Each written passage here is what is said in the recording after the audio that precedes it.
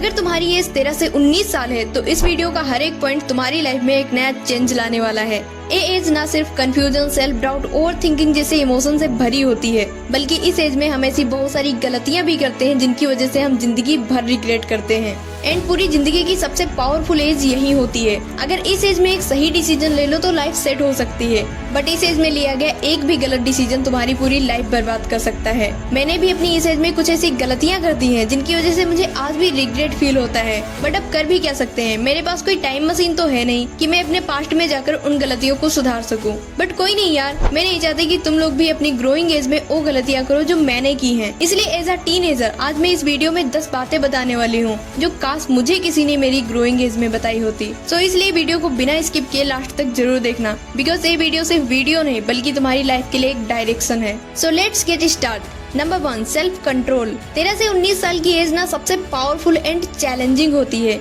इस एज में हमारे पास बहुत सारी अपॉर्चुनिटी होती है लाइफ में कुछ बनने की, अपने ड्रीम्स को पूरा करने की, बट इसी एज में हर एक चीज आउट ऑफ कंट्रोल होती है। तुम्हें छोटी छोटी बातों पर गुस्सा आ जाता है, हर किसी की बात तुम्हें बुरी लगती है, यहाँ तक कि अपने पेरेंट्स की भी। अगर तुम्हारी मम्मी कहती है बेटा ये मत कर, एक गलत बात होती है, तो तुम्हें उनकी बात भी बुरी लग जाती है, उनकी बात पर भी गुस्सा आ जाता है। और मैं ऐसा इसलिए कह रही हूँ बिकॉज मेरे साथ भी ऐसा हुआ है, मैंने भी ऐसा फील किया है। मेरे स्कूल टाइम की बात है, सारी लड़कियां लंच टाइम में एंजॉय कर रही थी। वहाँ पर मेरी एक फ्रेंड ने मुझे परेशान करने के लिए मेरा मजाक उड़ाया कि तू ना एकदम चश्मिश आंटी लगती है। मुझे उसकी बात इतनी बुरी लग गई कि मैंने बिना कुछ सोचे समझे उसे बहुत उल्टा सीधा बोल दिया। फिर कुछ दिन बाद मुझे रियलाइज हुआ कि बात इतनी भी बड़ी नहीं थी, बस मेरा रिएक्शन बड़ा था। You know, that was hormones plus lack of self control। अगर मैं वहाँ पर तुरंत रिएक्ट करने के बजाय थोड़ा रुक जाती और सिचुएशन को अच्छे से समझ लेती तो हमारी दोस्ती कभी खत्म नहीं होती। इसलिए गाइस, इस एज में सेल्फ कंट्रोल करना बहुत इंपॉर्टेंट होता है, बिकॉज टीन एज में ब्रेन का फ्रंटल लोब जो कि डिसीजन मेकिंग और सेल्फ कंट्रोल के लिए होता है, वो पूरी तरह से डेवलप नहीं हो पाता है, एंड इसी वजह से हम खुद को कंट्रोल नहीं कर पाते हैं। तो अगर तुम्हारे साथ भी ऐसा होता है, तुम्हारा खुद पर कंट्रोल नहीं है, तो ये 5 स्टेप फॉलो करो। Number 1, push before react. किसी भी बात पर तुरंत रिएक्ट करने की बजाय 1 मिनट रुक जाओ, फिर उस बात को अच्छे से समझकर उस पर action low. Number 2, journaling.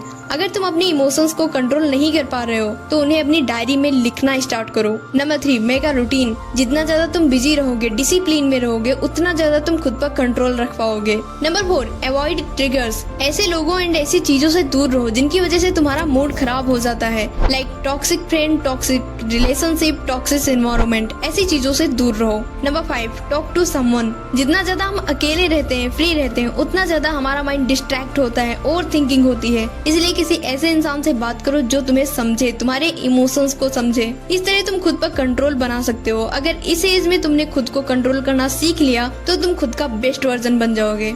Number 2, stop trying to impress everyone. You know, teenage में हम में से लगभग हर एक इंसान दूसरों को इम्प्रेस करने के चक्कर में खुद के पैशन, इंटरेस्ट एंड हॉबीज को भूल जाता है। हमें लगने लगता है कि हमारे लिए दूसरों को खुश रखना बहुत इम्पोर्टेंट है। अगर वो मुझसे नाराज हो गए तो क्या होगा, फिर चाहे वो हमारे पेरेंट्स हो, टीचर हो, फ्रेंड्स हो। हम हर किसी को खुश रखने के लिए सेक्रीफाइस करते हैं। अपने पेरेंट्स को खुश करने के लिए हम अपने पैशन को छोड़कर वो करने लगते हैं जो हमें बिल्कुल पसंद नहीं होता। लाइक तुम्हें ड्राइंग करना पसंद है, तुम उसमें अपना करियर बनाना चाहते हो, बट तुम्हारे पेरेंट्स कहते हैं कि नीट या जेईई की प्रिपरेशन करो, ये सब बेकार है, ड्राइंग करके तुम क्या ही कर लोगे, इसमें कोई फ्यूचर नहीं है। इसलिए तुम उनकी बात मानकर अपने पैशन को छोड़कर उस चीज की प्रिपरेशन करने लगते हो जिसमें तुम्हें थोड़ा भी इंटरेस्ट नहीं होता, एंड तुम सिर्फ ऐसा इसलिए करते हो बिकॉज तुम अपने पेरेंट्स को हैप्पी रखना चाहते हो। इसी तरह क्लास में तुम अपने टीचर को इम्प्रेस करने के लिए सेक्रीफाइस करते हो। एक लड़की थी प्रिया, जिसे क्रिएटिव वर्क करना बहुत पसंद था, हमेशा कुछ नया क्रिएट करना उसका पैशन था, बट स्टडी में वह एवरेज ही थी, जिस वजह से उस पर कोई भी टीचर ध्यान नहीं देते थे।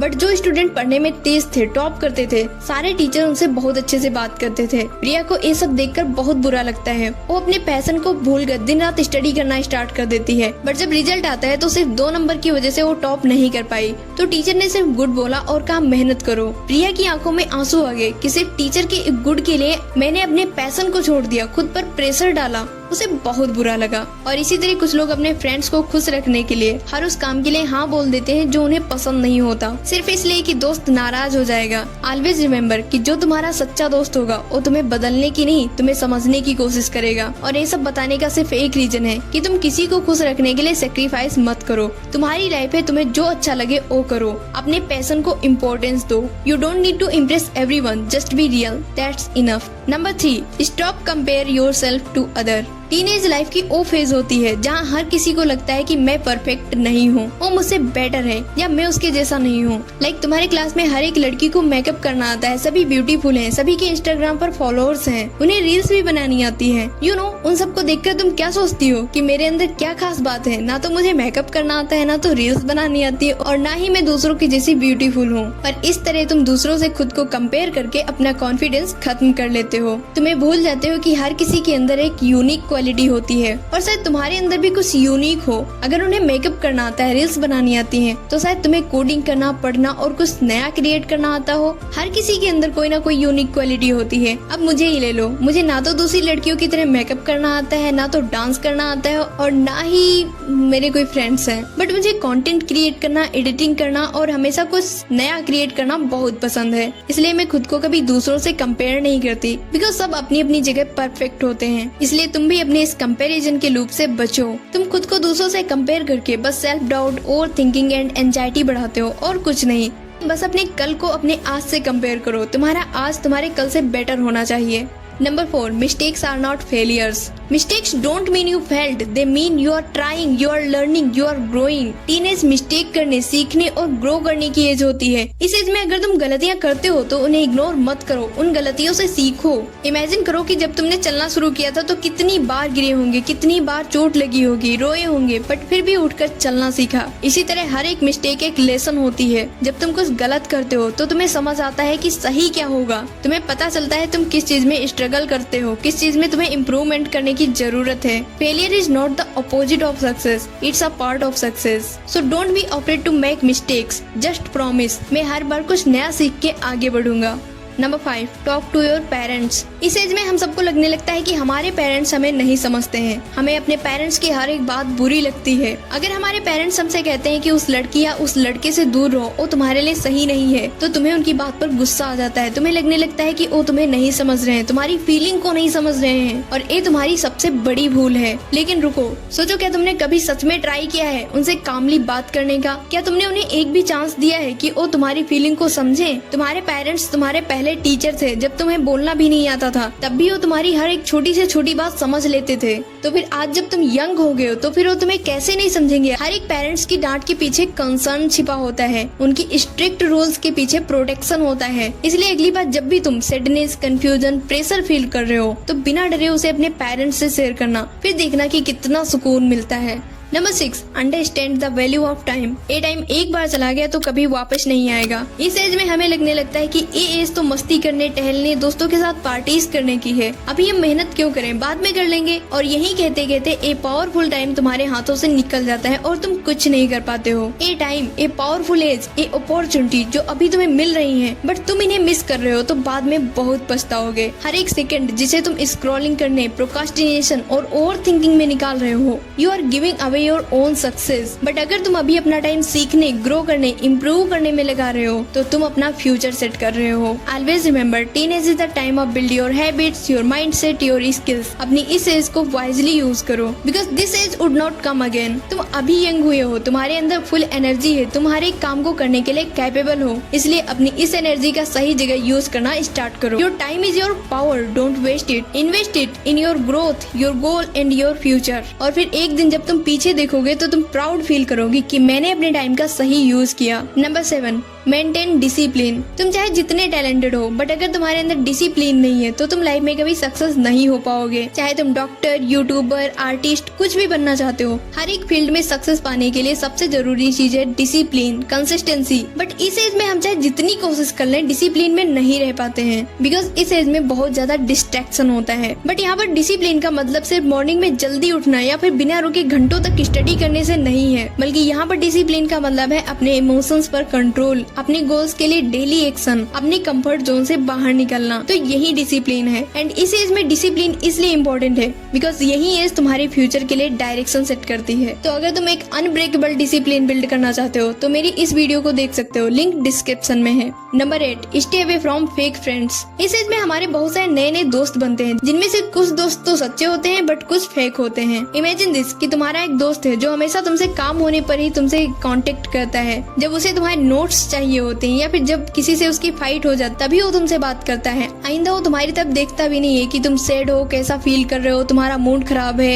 या तुम्हारे साथ कुछ बुरा ही क्यों ना हुआ हो, तब वो पूरी तरह गायब हो जाता है। तो ये फेक फ्रेंड्स होते हैं जो तुमसे सिर्फ अपना काम निकालते हैं, तुम्हारे पीछे ही तुम्हारी बुराई करते हैं। जब तुम कुछ अच्छा करते हो तो तुमसे जेलस फील करते हैं। तो इस तरह के सेल्फिश दोस्तों से दूर रहो, बिकॉज इस तरह के दोस्त ओनली तुम्हारा यूज करते हैं। ऐसे दोस्तों के साथ टाइम वेस्ट करने से अच्छा है कि तुम अपना टाइम अकेले स्पेंड करो। Always remember, fake friends like the shadow, they follow in the sun but leave you in the dark. अपने आसपास उन्हीं लोगों को रखो जो तुम्हें समझते हो, तुम्हारी रिस्पेक्ट करते हो और बिना मतलब के तुम्हारे साथ हो।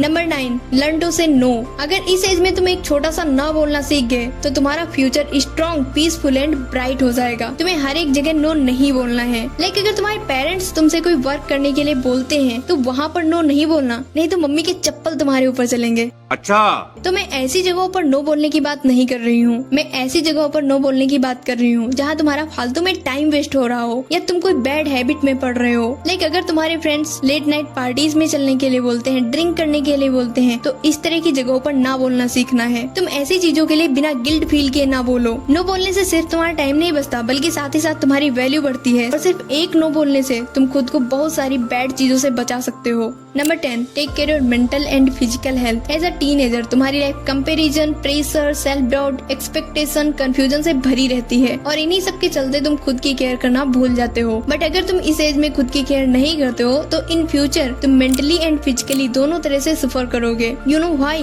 बिकॉज हर एक बात पे तुम्हें गुस्सा आता है, सबकी बातें तुम्हें बुरी लगती हैं, भीड़ में रहकर भी तुम अकेला फील करते हो, रात रात भर ओवर थिंकिंग में निकाल देते हो। तो इसका मतलब है तुम मेंटली टायर्ड हो। तो तुम्हें अपनी मेंटल हेल्थ का ख्याल रखना चाहिए। इसके लिए तुम जर्नलिंग करो, मेडिटेशन करो, डीप ब्रीदिंग करो, म्यूजिक सुनो जो तुम्हारे माइंड को फ्रेश रखेंगे। दूसरी चीज है फिजिकल हेल्थ। मेंटल हेल्थ के साथ साथ फिजिकली फिट होना भी इज वेरी इंपॉर्टेंट। लाइक अगर तुम अभी अपनी फिजिकल हेल्थ का ख्याल नहीं रखते हो, तुम रात में 1 बजे तक पार्टीज करते हो, जंक फूड खाते हो, रात में 3-4 बजे तक जागते हो और फिर मॉर्निंग में 10 या 11 बजे उठते हो, सोचो रिजल्ट क्या होगा। वही मूड ऑफ रहेगा, छोटी छोटी बातों पर इरिटेशन होगी, थकान होगी, लेजीनेस होगी, लो एनर्जी फील होगी और इस तरह तुम्हारा पूरा दिन बर्बाद हो जाता है। तुम कुछ भी नहीं कर पाते हो। इसलिए इस एज में 7 से 8 घंटे की प्रॉपर नींद लो, बिकॉज नींद तुम्हारे माइंड को रिसेट करके फ्रेश बनाती है। जंक फूड खाने की एक लिमिट रखो। ज्यादा जंक फूड खाना ही तुम्हारी सबसे ज्यादा एनर्जी कंज्यूम करता है। एंड डेली फिजिकल एक्टिविटी जरूर करो, लाइक योगा, वर्कआउट, स्ट्रेचिंग। ये चीजें सबसे इम्पोर्टेंट है अभी भी और फ्यूचर में भी। ऑलवेज रिमेम्बर, तुम चाहे जितने सक्सेसफुल हो, अगर तुम्हारी बॉडी फिट नहीं है, मतलब अगर तुम फिजिकली टायर्ड रहते हो तो कभी भी हैप्पी नहीं रह पाओगे। Take care your physical and mental health. So guys, यही टाइम है खुद का बेस्ट वर्जन एंड सक्सेसफुल बनने का। अब चॉइस तुम्हारी है कि तुम इस पावरफुल टाइम को बर्बाद करना चाहते हो या फिर अपना फ्यूचर बनाना चाहते हो। ये तुम पर डिपेंड करता है। अगर